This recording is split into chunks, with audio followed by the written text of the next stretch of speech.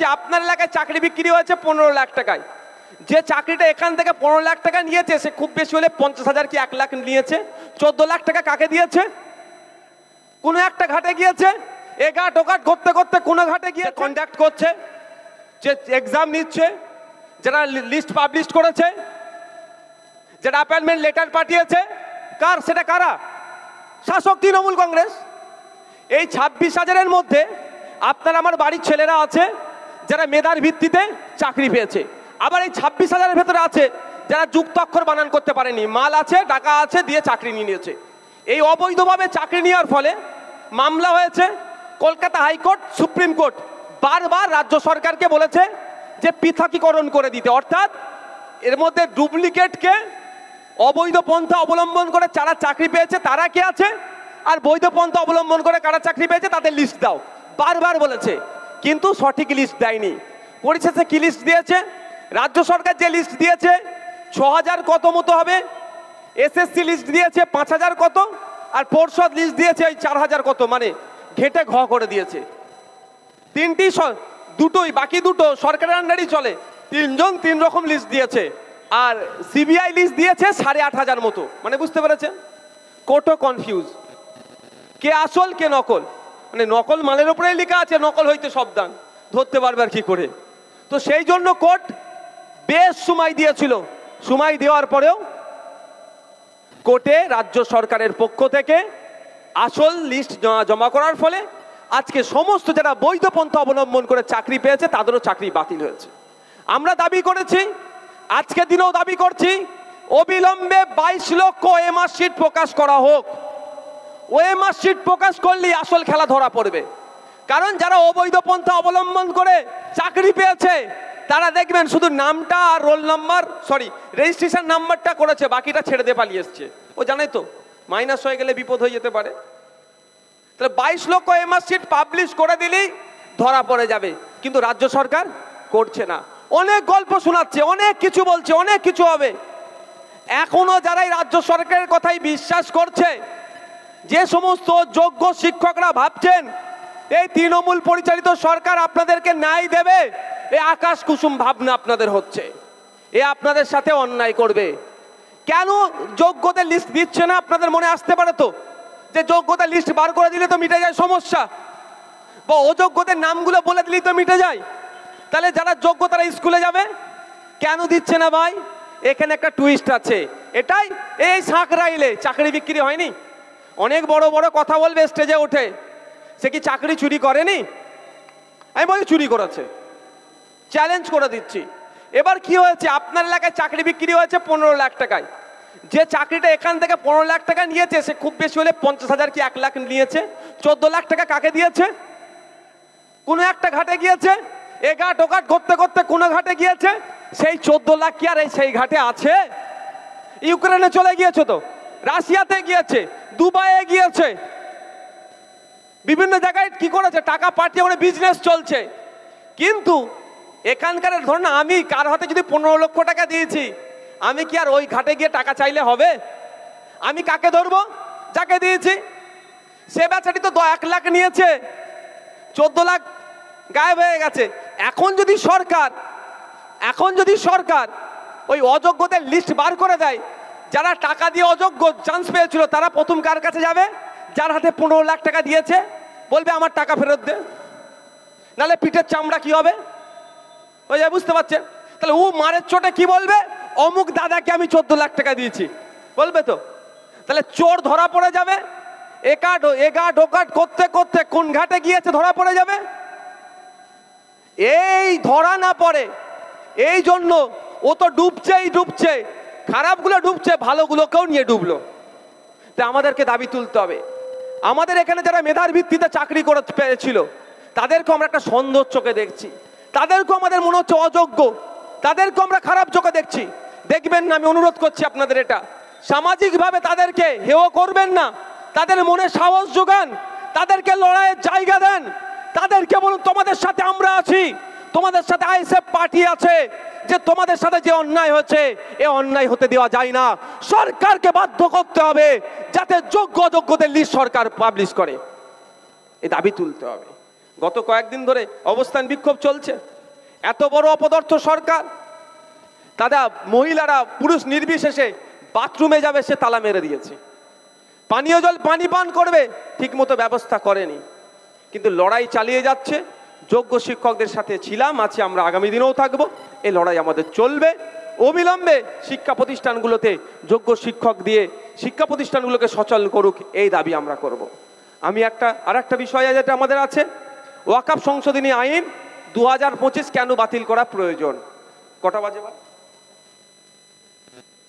একটু আপনাদের জানতে হবে। শুধু ওই ওয়াকফের বিরুদ্ধে মিছিল ডাকছে, গিয়ে হই হই করে গেলে হবে না ভাই, আমি অনুরোধ করছি। এটা আপনি জানতে হবে কেন বিরোধিতা করছি। একজন মুসলমান হিসাবে বিরোধিতা করতে হবে, না একজন নাগরিক হিসাবে বিরোধিতা করতে হবে, না একজন দেশপ্রেমিক হিসাবে বিরোধিতা করতে হবে, আগে ক্লিয়ার করতে হবে। আমি আপনাদের বলছি, নওশাদ সিদ্দিকী শুধু মুসলমান হিসাবে বিরোধিতা করছে না, একজন সংবিধান প্রেমী হিসাবে, দেশপ্রেমিক হিসাবে আমাদের সংবিধানের উপরে আঘাত দিয়েছে। সেই জন্য আমরা ছুটে এসেছি মানুষকে জানানোর জন্য কোন কোন জায়গায় মানুষের নাগরিক অধিকার হনন হচ্ছে, কোন কোন জায়গায় সংবিধানের উপরে আঘাত দিচ্ছে, কোন জায়গায় আমরা এর বিরোধিতা করছি, সেই জানাবার জন্য নওশাদ সিদ্দিকী যেমন ছুটে এসেছে, বিশ্বজিৎ মাইতিও তেমন একইভাবে ছুটে এসেছে। প্রথমে বলি, জমির বিষয়টা কে দেখে? জমি, এই যে আমাদের ল্যান্ড যেটা আছে, এটা কার লিস্টে? এটা স্টেটের লিস্টে। এটা জমি জায়গা যত আছে সব কে দেখবে? রাজ্য সরকার দেখবে। নতুন আইনের মাধ্যমে এই ওয়াকফের জমির যে ক্ষমতা আছে কেন্দ্র সরকার কেড়ে নিতে চাইছে। তাহলে যুক্তরাষ্ট্রীয় পরিকাঠামোতে আঘাত দিচ্ছে না? আঘাত দিচ্ছে তো। কেমন ভাবে আঘাত দিচ্ছে আপনারা জানেন? এই রাস্তা যদি চওড়া করতে যায়, এটাতে হাইওয়ে বানাই বা রেলের যদি ট্র্যাক বাড়াই, তার জন্য অধিগ্রহণ করতে হয় তো ভাই। অধিগ্রহণ কি কেন্দ্র সরকার এসে করতে পারে? তারা রাজ্যকে বলে যে আমরা এখানে রাস্তা চওড়া করব, এখানে নতুন ট্রেন লাইন বিছবো, আমাকে জমি দাও, আমি ট্রেন লাইন করবো, তাই তো? রাজ্য কি করে? মানুষকে বুঝিয়ে হোক বা কেন্দ্র যে ক্ষতিপূরণ দেয় সেখান থেকে মাল নিয়ে নেয় এরা, মধ্যিখান থেকে মাল এরা সব জায়গায় নেয়, বুঝিয়ে বাজিয়ে হোক জমিটা তুলে কেন্দ্রের হাতে দেয়, তাই তো? এটা সিস্টেম। তো ওটা যদি ওই ক্ষেত্রে ন্যাশনাল হাইওয়ে থেকে শুরু করে রেলের নতুন লাইন এক্সটেনশন করবে, বাড়াবে, এটার ক্ষেত্রেও যদি কেন্দ্র রাজ্যের দিকে তাকিয়ে থাকে, তাহলে এই সম্পত্তিগুলো যেভাবে ওয়াকফ সম্পত্তি কেন্দ্র সরকার নিজের কন্ট্রোলে নিতে চাইছে, এটা যুক্তরাষ্ট্রীয় পরিকাঠামোতে আঘাত হচ্ছে না? সংবিধানের উপরে আঘাত হচ্ছে না? তার বিরুদ্ধে আমরা রাস্তায় আছি। মানুষের মৌলিক অধিকারের উপরে আঘাত হচ্ছে। সংবিধানের 26 নম্বর আর্টিকেলে ধর্মচারণ থেকে শুরু করে শিক্ষা প্রতিষ্ঠান থেকে শুরু করে পূর্ণ স্বাধীনতা প্রত্যেকটা ধর্মের মানুষের আছে। কিন্তু মোদি বাবু যে নতুন আইন নিয়ে এসেছে, সেই আইনে মানুষের এই যে স্বাধীনতায় হস্তক্ষেপ করছে। কেমন হস্তক্ষেপ করছে আপনাদেরকে একটু জানতে হবে। সেই বিষয়ে আমি গুটি কয়েক কথা বলবো। কারো অসুবিধা হবে ভাই? কারা শুনতে বসতো ওটা হাত তুলুন তো। প্রচন্ড গরমে এনার্জি লস হচ্ছে না তো ভাই? একটু সাবধানে থেকো ভাই। এই কারণ ঝাপলেন জোশের মাথায় যেন লাভ মেরে দেউনি একদম, আমি কেস খেয়ে যাব। আমি প্রেস কনফারেন্স করব খুব তাড়াতাড়ি। এই ওয়াকফ আন্দোলন নিয়ে রাজ্য সরকার আইএসএফকে কিভাবে দমন করার চেষ্টা করছে এবং আমাকে বিভিন্নভাবে কৌশলে কিভাবে আটকানোর চেষ্টা করছে, মিথ্যা পন্থা অবলম্বন করছে, সে বিভিন্ন দিক অবলম্বন করে আমাকে আটকানোর চেষ্টা করছে, সেই নিয়ে আমি প্রেস কনফারেন্স করব। যাক, এখন ফিরে আসি। আমরা ওয়াকফ সম্পত্তির বিরোধিতা কেন করছি? মোদি বাবু বলছেন এটা মুসলমানদের উপকার করব, গরিব মুসলমানদের উপকার করব, মুসলিম মহিলাদের উপকার করব, মুসলিম বিধবা মহিলা, মুসলিম বাচ্চাদের উপকার করব। শুনে খুব জান ঠান্ডা হয়ে যাচ্ছে না? মোদি বাবু উপকার করবে মনে হয়?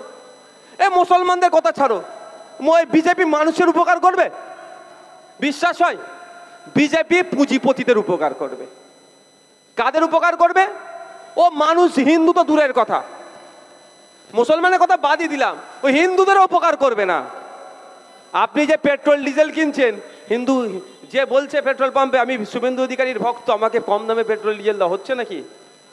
সবাইকে সাইজ করে ফেলছে মোদি বাবু। গ্যাসের দাম 50 টাকা বাড়লো, যে বলছে নাকি গ্যাস এতে যেখানে গ্যাস নিয়ে আসি আমরা, গোডাউনে গিয়ে বলছে যখন মালটা নিচ্ছি যে ভাই আমি মোদির ভক্ত বড়, আমাকে 50 টাকা কম দাও, বলছে হচ্ছে নাকি? এরা মানুষের ভালো কাজবে না, এরা কার ভালো চাইবে? পুঁজিপতিদের ভালো চাইবে। দেখ, এরা নতুন যে আইনটা নিয়ে এসেছে বলছে মুসলমানদের ভালো করছি। কেমন কেমন করে ভালো করছে আপনি একটু শুনে নিলেই বুঝতে পারবেন কেন এর বিরোধিতা করছি। লিমিটেশন অ্যাক্ট আচ্ছা, যেটা একটা অর্ডিনারি অ্যাক্ট, 12 বছর কোনো জায়গায়, এই আপনার জায়গায় ওই অমুক ভাই বসবাস করছে, কন্টিনিউ 12 বছর বসবাস করলে ওই জায়গার সত্তার মালিক হয়ে গেল, পেপারে না মালিক হলেও ওই জায়গার কিন্তু অর্ডিনারি অ্যাক্টে মালিক হয়ে গেল। এটা এই লিমিটেশন অ্যাক্টটা কোনো ধর্মীয় সম্পত্তির ওপরে প্রযোজ্য ছিল না। আপনাদের এখানে হাওড়া এলাকার বিখ্যাত মন্দির কি আছে বলুন একটু? কোথায় আছে? বেলুর মঠ আছে, বা এই এলাকায় মন্দির আছে, তো মন্দিরে দেখবেন দেবত্ব সম্পত্তি আছে, দেবদেবীর নামে সম্পত্তি আছে। ওই দেবদেবীর নামে যে সম্পত্তি আছে, ওই সম্পত্তিতে যদি কেউ 100 বছরও বসবাস করে, আইন হচ্ছে ওই মন্দিরই ওর মালিক, যে কোনো সময় ওকে তুলে দেবে, কোনো মামলা ফামলা দরকার প্রয়োজন হবে না, মামলায় গেলেও মামলা টিকবে না। শুধু মন্দিরের জন্য নয়, ওটা মসজিদের সম্পত্তির জন্যও ছিল, গুরুদুয়ারা সম্পত্তির জন্য প্রযোজ্য আছে, আপনার চার্চের সম্পত্তির জন্য প্রযোজ্য আছে। যে কোনো ধর্মীয় সম্পত্তির ওপরে এই লিমিটেশন অ্যাক্ট প্রযোজ্য ছিল না। মোদি বাবু মুসলমানদের ভালো করার জন্য নতুন আইন নিয়ে এসে বলল যে লিমিটেশন অ্যাক্ট এর জন্য লাগু হতে পারে, অর্থাৎ প্রযোজ্য ছিল না, এখন প্রযোজ্য হবে। মানে আপনার ওয়াকফ সম্পত্তিতে যদি কেউ বলে আমি 12 বছর ধরে বসবাস করছি, এটা নিয়ে কোর্টে মামলা করতে পারবে, মামলা তার পক্ষে রায় হয়ে যেতে পারে, নতুন আইন করে দিয়েছে। এটা ভালো করলো ভাই।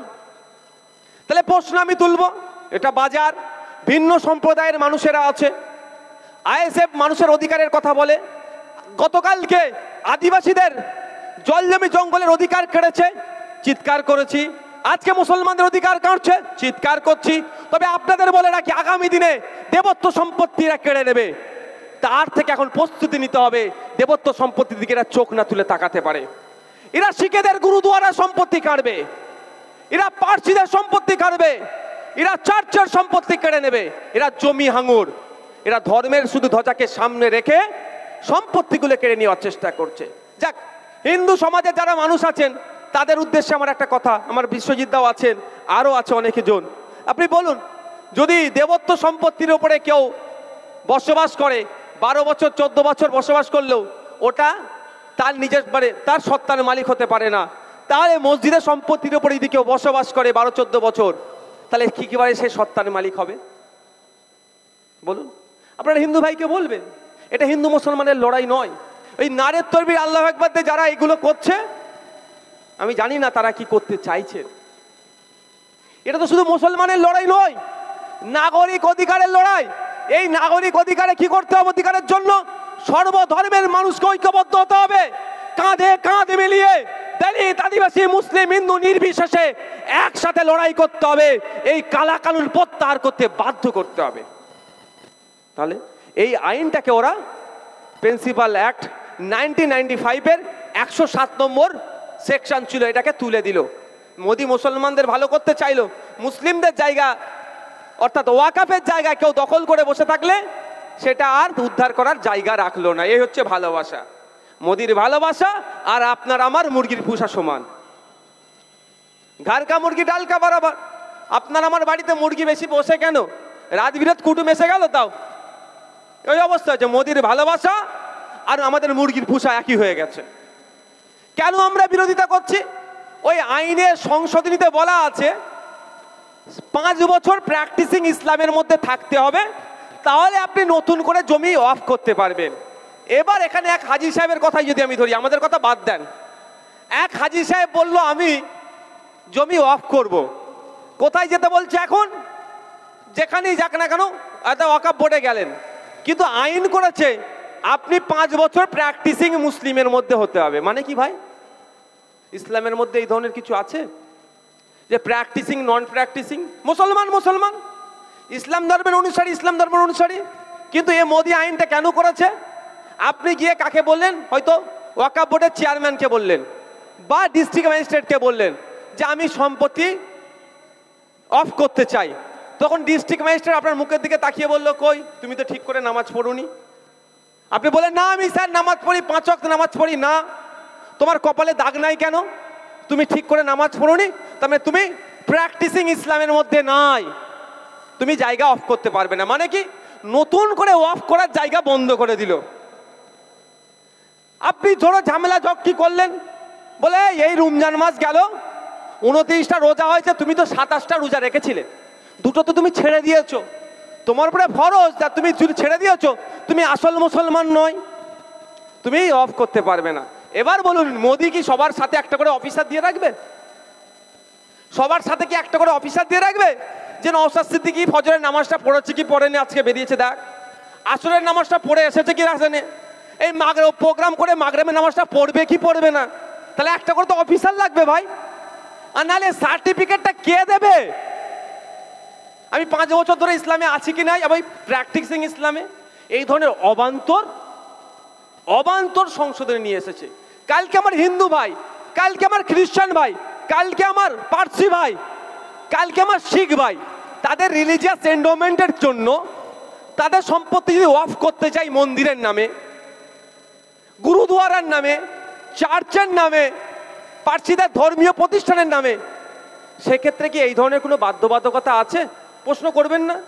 এটা প্রশ্ন করলে সাম্প্রদায়িকতা নয়, কারণ নাগরিকের অধিকার সবার সমান।